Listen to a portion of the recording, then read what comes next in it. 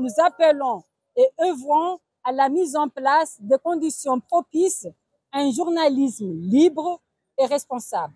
Nous encourageons la formation continue des journalistes. Nous exhortons également les autorités comoriennes à respecter et protéger et à promouvoir la liberté de la presse et à garantir un environnement propice, inclusif et durable pour les journalistes. La presse est libre en Union des Comores? Assurément non.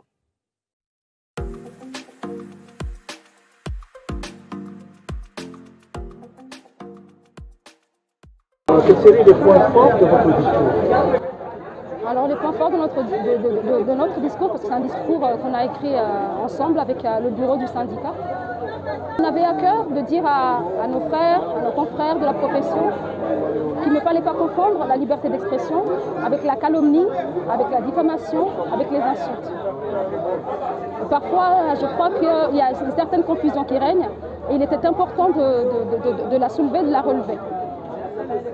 Le principal point fort aussi, je pense, c'était que le département de l'information, qui aujourd'hui est sous la tutelle du ministère de l'Intérieur, soit dans un autre ministère, qui ne soit pas celui du patron des renseignements, qui ne soit pas celui de cet ancien militaire qu'est M. Fakhreddine Mahamoud. Nous avons fait cette demande très solennellement au chef de l'État et j'espère qu'il nous entendra.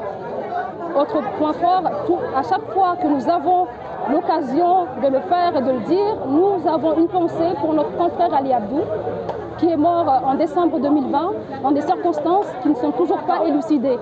Nous avons fait plusieurs demandes au parquet, nous avons fait des demandes au président de la République pour qu'une enquête soit ouverte, mais pour l'instant, nos demandes sont restées lettres mortes.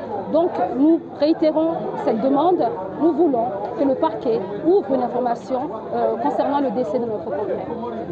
Normalement, la marche commence depuis le Kartala jusqu'à la place de l'Indépendance.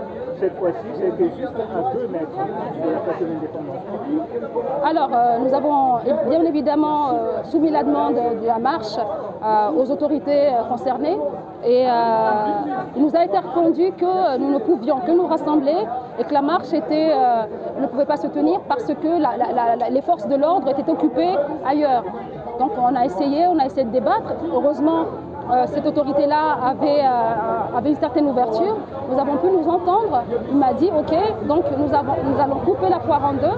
Au lieu que la marche commence à la place Kartala, elle commencera, ça c'est ma proposition, à la place Sangani. Mais il a accepté cette proposition-là et aujourd'hui, on a eu des gendarmes qui nous ont accompagnés tout le long du parcours.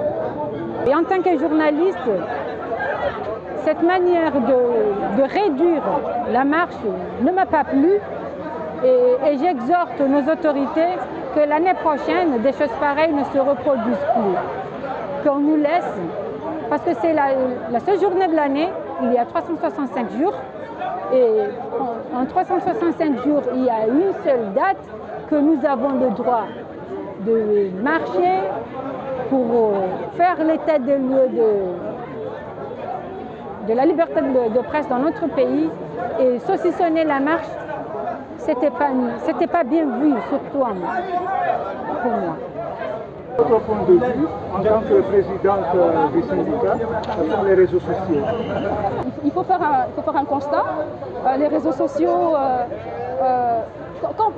que je sois en juin à Moélie ou à Ngazidja, quand j'essaie d'interroger en tant que journaliste un citoyen, il me dit si c'est Facebook, de continuer à Facebook. Donc pour les citoyens, l'information est un peu, se résume un peu à Facebook.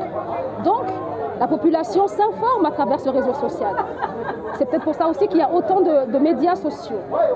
Maintenant, moi, la question que je vais vous poser à vous, doyen, est-ce que la population doit être informée à tout prix, même si elle est mal informée, ou est-ce mieux qu'elle ne soit pas du tout informée? Je ne sais pas.